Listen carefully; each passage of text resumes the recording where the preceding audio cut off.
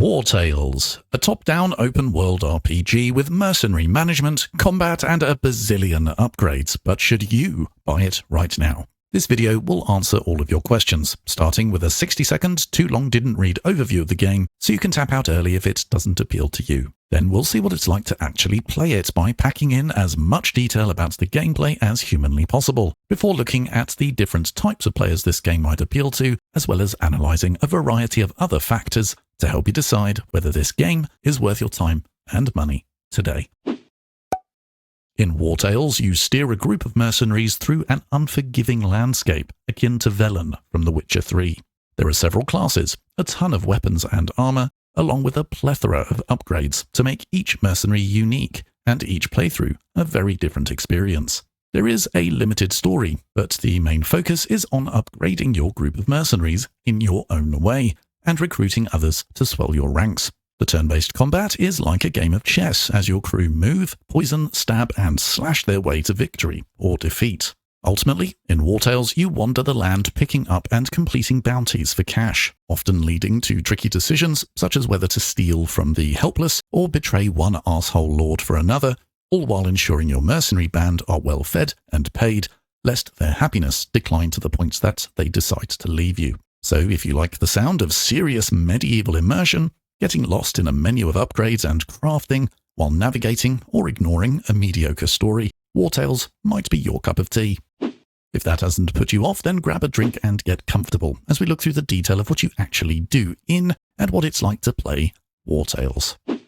You'll spend most of your time in Wartales choosing from a variety of upgrades and gear to improve and diversify your mercenaries, increasing their survivability and lethality in combat, as well as boosting a variety of non-combat skills such as smithing or fishing. But before diving into the detail on any of that, we need to start with the bigger picture of what you're actually trying to achieve in this game. Put simply, Wartales is a game of picking up contracts from a tavern, moving to the marked location on the map to complete said contract by having a fight, potentially having a chance encounter with traders, farmers, or wild animals along the way before returning to collect your bounty. Ultimately, completing the bounties earns you money to feed your crew and improve their gear. You do all of this through a top-down, point-and-click interface. Occasionally, you can click on a building to zoom into more detail, interacting with a limited number of people and objects. All of this takes place over a bunch of interconnected lands that you unlock over time, each with their own little narrative story for you to progress through. But even so, throughout the game, you basically do the same thing. Pick up and complete those contracts. This game isn't about navigating a grand campaign. If anything, the story in each land is a sideshow compared to nurturing your group of mercenaries, which is the main event.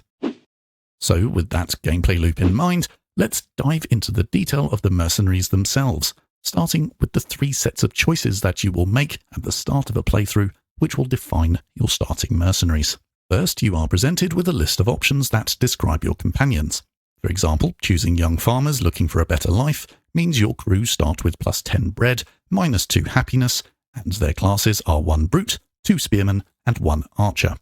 Whereas deserters fleeing an abusive captain start with +10 raw materials, used to fix worn or broken gear. They have +50 suspicion, which determines how much attention you get from the authorities, and you start with a swordsman, warrior, archer, and ranger, and the list of choices goes on. In the next set of options, you choose further details. If your companions are used to long walks, they gain fatigue at a slower pace. Cunning fighters gain experience faster. Being excellent at slap games gives a higher chance of a critical hit. Then finally, you need to choose a flaw, such as eternal dissatisfaction, which decreases the group's happiness. An uncommon bout of bad luck means a reduced chance of landing a critical hit, and so on. The combinations of these choices not only fundamentally change the experience of each playthrough, but hit you with a shot of immersion before you've even started playing. For the mercenaries themselves, there are a bunch of different classes, which will determine the equipment they can use and what they can do in combat, such as a warhammer-wielding brute, or a sword and shield swordsman, a bowman, a ranger, a spearman, or a crossbowman. You'll start off with 4 mercs, but can expand that number by recruiting new ones from a tavern. You just want to make sure the new recruits are a useful class and have a good trait or 2. Each mercenary gains experience and levels up. Each time they level up, you can increase an attribute, either strength, dexterity, constitution, willpower, critical hit, or movement. Each one of these is important, but different classes will lean more heavily into different attributes. You can also, at certain levels, choose a specialization, which is different for each class. These specializations can provide a variety of benefits, from a simple stat boost to unlocking an entirely new move in combat. But you can only choose one of the 3 choices you are presented with at each level. Then finally, each mercenary has traits which affect their stats in some way. All mercs start with at least one trait, either good or bad, and will gain more over time. Once you throw all of this together, there is a phenomenal number of combinations that basically guarantee that each playthrough will provide a different experience with a unique group of mercenaries to call your own. Each mercenary has a variety of slots for you to equip weapons and armor. Many items are restricted to certain classes, such as a brute wielding the double-handed weapons, an archer with a bow, and then we have armor, which comes in light, medium, and heavy. Some classes can only have one type of armor, others get a choice depending on which specialization you choose when leveling them up. Gear also comes in a variety of levels, which determine by how much they boost your merc's stats, plus there comes a point where weapons give the merc certain effects or unlock certain moves in combat. Basically, gear is a big deal. You constantly find it on defeated enemies, buy it from a trader, or make it using your own blacksmith. And so you are constantly finding small ways to upgrade your mercs as you progress through the game. Gear wears down and requires repairing, plus you can imbue it with oils that provide certain effects, providing yet another layer of customization to consider. Combat takes place in a turn-based system. You start by arranging where your mercenaries start the fight, then take turns making them move and attack the enemy. As you upgrade your mercenary statistics and give them better gear, they will have many different options when it comes to dealing damage to the enemy. There's far too much to list in one go, but in essence, your mercenaries can boost each other's defense or attack, you can poison the enemy or make them bleed so they lose health over time, fellow mercenaries can heal each other, which will also boost how much they like each other, and some will fight more effectively next to others. So all in all, combat feels like a game of chess, with strategic thinking absolutely paramount to ensure you get the most out of your mercs while keeping them alive. Trust me when I say you will become attached to your mercenaries, so losing one will hurt, especially when it's a wolf. Oh, did I mention you can use a wolf and warhorses? Finally, for combat, it's worth looking at valor. Essentially, points you can spend during battle to use your more powerful moves, but you don't get many and can only generate new valor points in a limited number of ways. So deciding when to use up valor on more powerful moves is an interesting part of the conundrum when in combat. Your mercenaries have a limited amount of stamina as they move across the overworld map, and will need to rest once that stamina bar runs out. Once you've set up camp with the tap of a button, before resting you can perform many different actions, from crafting new gear, cooking food with healing or stat boosting properties, or simply having your mercenaries chill by the fire to increase their relationship stats and happiness. When you're finally ready to rest, you'll have to feed your crew, and every few turns you'll need to pay them, with any failure to do so significantly reducing their happiness. Ultimately, you'll spend a lot of time upgrading your camp to provide you with all kinds of essentials, but to do that, you need to start looking into professions and the compendium. There are many professions in the game for your mercenaries to pursue. Being a blacksmith is a perfect example. You assign one of your crew to be the blacksmith, which gives them a small boost to their strength stat. Then they can use another blacksmith's anvil to craft gear for you, using raw materials that you pick up on your travels or purchase. Each time your smiths, there is a mini-game of clicking in the right place at the right time, which may boost the quality of the gear being produced if you're successful.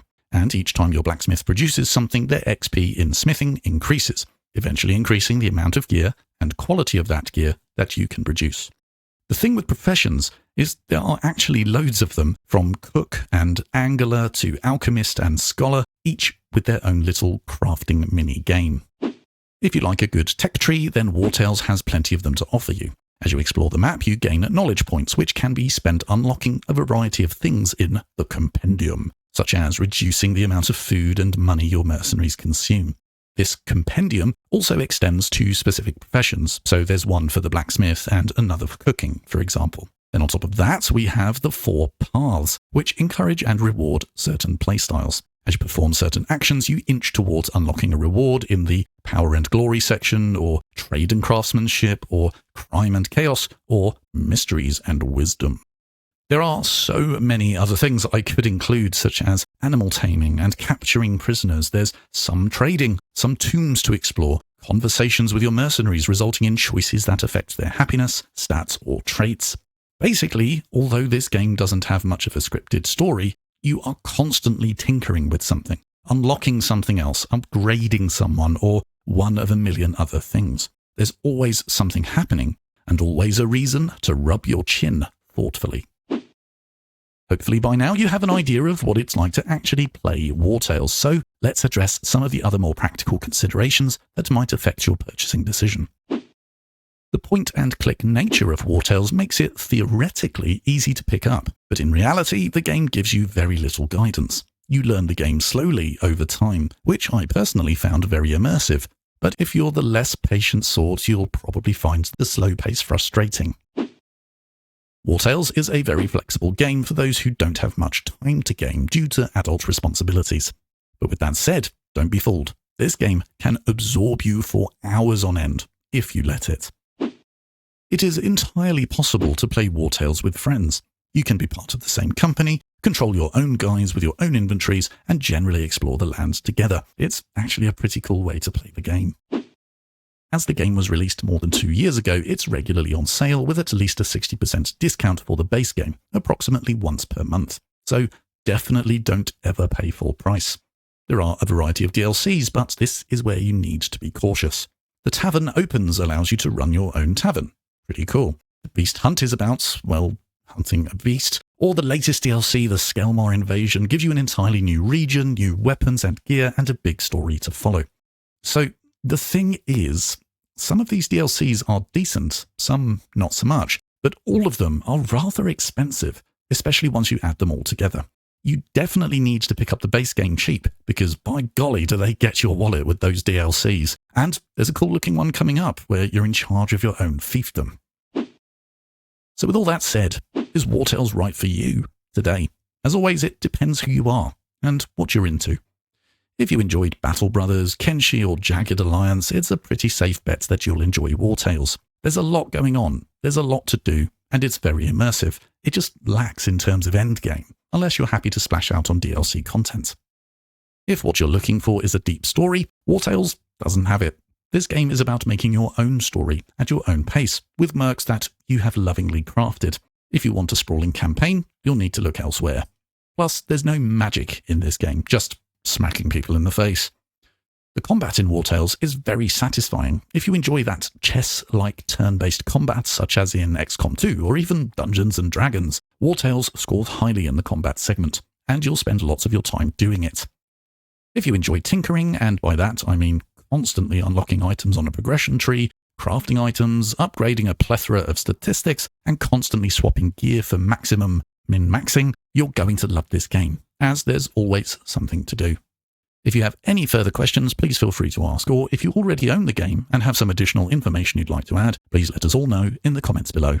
If you found the video useful, please leave a like for the algorithm gods, and if you enjoy RTS games, grand strategy, military shooters, or simply this style of review, consider subscribing for more content, and I'll catch you in the next one. See ya.